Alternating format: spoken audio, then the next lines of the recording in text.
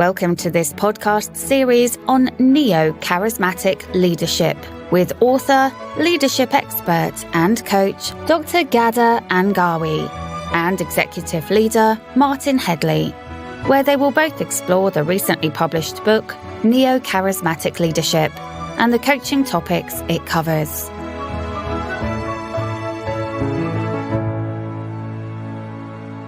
So, today, Ghada, we're tackling the same stage, the search for opportunity, but from another role, and that is challenging the status quo.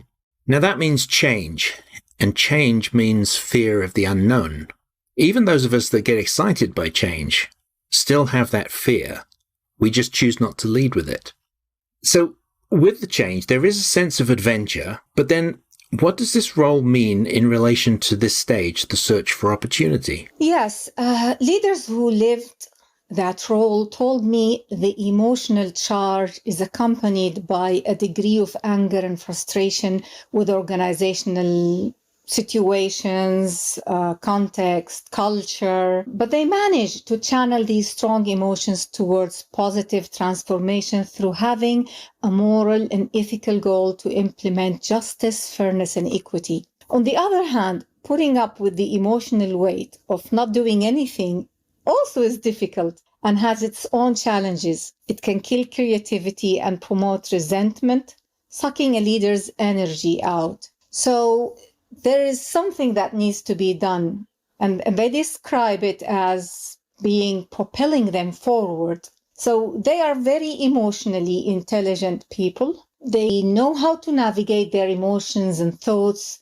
and turn the negative situations into positive through finding ways to make things happen. Yes, I can definitely identify with these feelings myself and also with people who have been in those situations. When you look at change and the fact that you're leading a group of people to make whatever change you've decided upon, there are some people that are going to be excited by it and some people that are going to be a bit fearful. And clearly one of the first things as a leader is you've got to help people manage that fear. Now, it's interesting because we're currently going through the COVID pandemic that we're reading a lot about people that are really suffering because they can't change the way the pandemic is affecting their lives. You know, they're stuck at home, they have children at home, they're working from home, they can't do it all. This is not right, okay? But the fact of the matter is, it's not going to go away. And so people have got to recognize this. So one of the first things I think is, particularly for the leader, is to recognize that you can't always change the circumstances in which your group is in. Accept that, and accept that with your team, and then just let them express their fears and concerns. It's like, well, we don't even know what today is like, and you now want us to change it. That's really scary, okay? So the second thing I think is to go in there and don't fight the things that you can't change.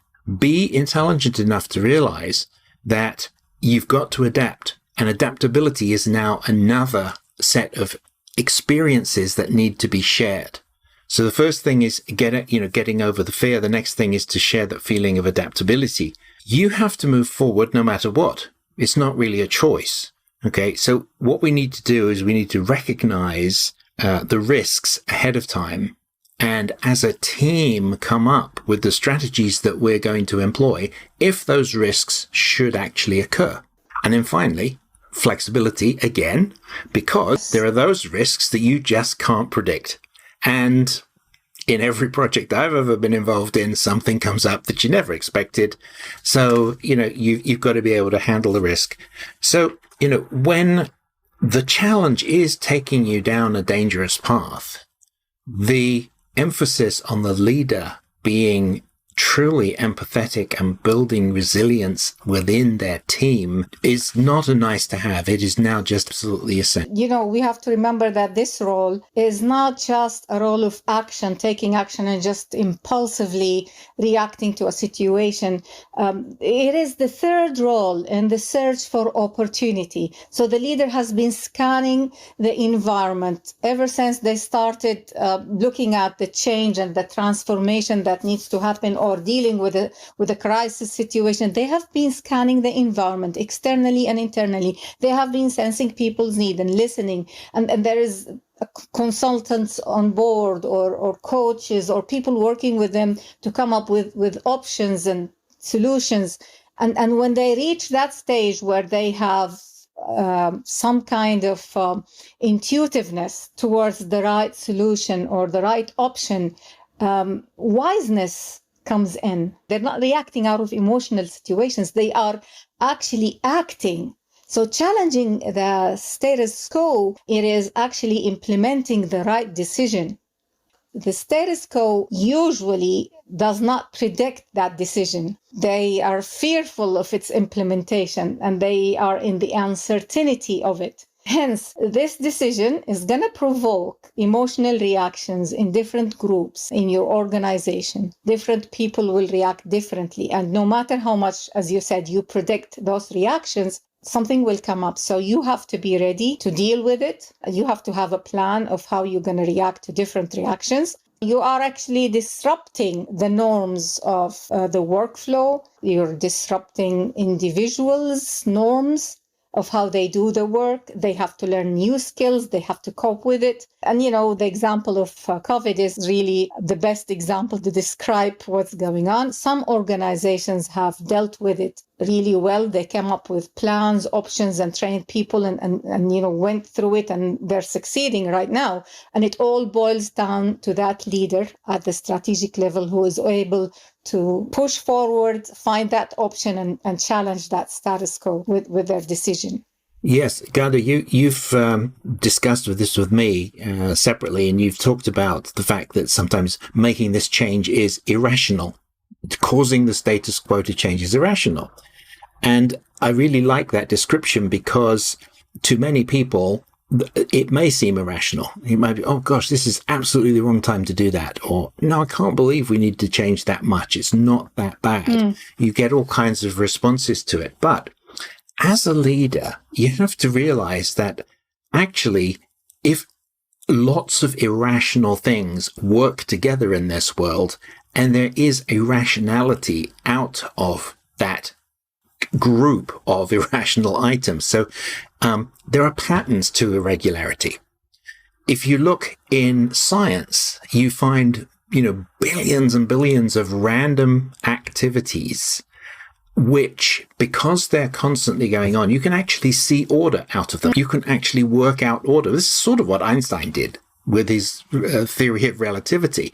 But so I'm thinking, oh my goodness, so I'm not Einstein. I just need something that I can hold in my hand that helps me lead team A from here to there, right? So what I like to think of is it's like you're the conductor of a market. So if you imagine a small market town, and people are bringing in things that they've made out of wood, they're bringing in things they've grown in the fields, they are bringing in handiworks and baskets and linens and all of the sort of things. And then everybody else is coming in because they need the other things, right? So what happens is you go into that market and nobody really knows what everybody wants to buy. So you come in with what you have to sell. You give it a price, right? And then what happens is you find out, oh, people really like this, so I can put the price up. But people are asking for something else and I don't have it. Okay, so the next week, people come back to the market and they've got all kinds of different things and the prices have changed. And if you track every single item, it appears to be totally irrational. But the fact that everybody comes back to the market is, in fact, a quite rational situation. And over time, that market is rational. So as a leader, be confident that if I create an irrational statement to cause change and to cause people to have this sense of discomfort, and then I help them understand what they need to do to address the change, then it will still be an irrational statement, but people will start to rationalize activities out of it. And so over a period of time, you start to move forward because your market has become rational. And I think that's one of the easiest ways to understand what we're talking about here. People have the ability to adapt and become concerted, to come together to make things happen. They don't move towards these solutions unless they're pushed sometimes by putting them on the spot. Some people, they're very proactive. They even find the solutions before their leader asks them to. And others, they need to arrive to that edge where it's so uncomfortable that we need to change. What you're describing is the ability of people to come together. They will start talking, they will start figuring it out, creativity will come in. It is not impossible, but there is always fear. And this is what we need to really address. The word challenge itself provokes fear, and it's scary. It's scary. Some leaders have expressed that after they took that decision, and they were attacked by different groups of people, they said to me, there is nothing in the world that prepares you for that moment of confrontation where you have to deal with these angry people and the emotions they provoke in you. You have to trust that when you empathize again and again, over and over again, this is when things start to happen. Yes. That's right. I think that this balance between action and wisdom here, you're explaining very well. And I can think back to a leader that was trying to do something very radical on a program I was involved with. That what happened was oddly enough, the team came together because they had an emotional reaction to the negative emotional reactions of external stakeholders. So what happened was the group sort of coalesced around, oh, you know what, he was right or she was right. I really want to follow that path and look at everybody else saying it's terrible. Well, if they're all saying it's terrible, maybe it's actually pretty good, right? And you can use this, but of course it depends on the situation. The reason that a really intelligent neocharismatic leader recognizes that kind of a situation is when they simply try these kind of irrational statements and literally see what happens. Test the reaction. Yeah, after all, it's just a statement. You can always retract it. I mean, unless you're sort of somebody very, very senior in government or something like that, seems like you can never retract anything. But generally speaking, in our everyday endeavors, we can make a radical claim. And if people really all think it's ridiculous, then you can come back and say, oh, okay, maybe it was ridiculous. I was just trying to achieve this, and let them come back. So what I think the leader does there is they literally test for it. They are testing both the internal and external stakeholders to see what the reaction would be. If people on the outside don't like it, is it because it's going to totally disrupt their world? Well, if you're in a community type setting or a charity setting, that's probably not something that you want to do. On the other hand, if you're in an organization and you're competing with those people, that's probably exactly what you want to do. What you need to do. Yes. Right. So again, it's going to be context sensitive, of course, but it is harnessing the emotions of those folks that are following you that enables you to achieve. So by being radical, by perhaps scaring people a little bit, you then get the juices flowing. And I think that's really important. You're not coming up with this irrational statement out of total irrationality. You have been studying this. Sometimes it's a decision. Yes, of course. Yes. And it's a strategic decision, and it saves the organization or saves the life of a community, and people just don't see it. And sometimes you don't even have the time to go through sensing people's needs, and you have to do assessing the environment and jump into challenging the status quo and then get into sensing people's needs. So these roles, the three roles in the first stage of the search for opportunity, sometimes are interchangeable. It depends on the context.